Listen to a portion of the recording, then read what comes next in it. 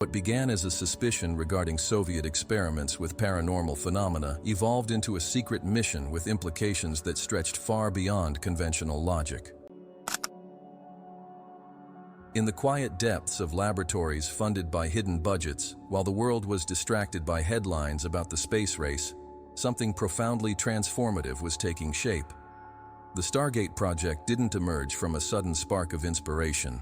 It was gradually shaped by invisible forces: fear, fascination, ambition, and a peculiar reverence for the unknown. What began as a suspicion regarding Soviet experiments with paranormal phenomena evolved into a secret mission with implications that stretched far beyond conventional logic. The question hanging in the air was no longer whether it was possible, but how far the human mind could truly go. To explore this, U.S. intelligence agencies turned to the most unlikely sources: quantum physicists, meditators, psychics, and spiritual seekers who, until then, would never have found a place in a high-level military project. It was during this quest that the authorities turned their attention to the Stanford Research Institute, SRI, where two names stood out prominently: Hal Puthoff and Russell Targ.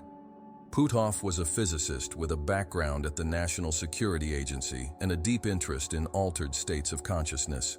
Targ, an experienced scientist in laser technology, shared the same fascination with the idea that the mind could operate beyond the confines of the body. Together, they formed an unlikely duo, a blend of scientific rigor and spiritual curiosity, united by a cause that challenged all existing paradigms. With covert funding from the CIA, they began recruiting individuals to participate in remote viewing tests, and soon realized they were on the brink of something far greater than they had ever imagined.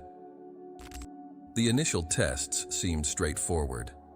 An agent, seated in a secluded room, attempted to describe a location where another agent was situated, without any physical communication between them. At first, mistakes were common. However, over time, something extraordinary began to emerge.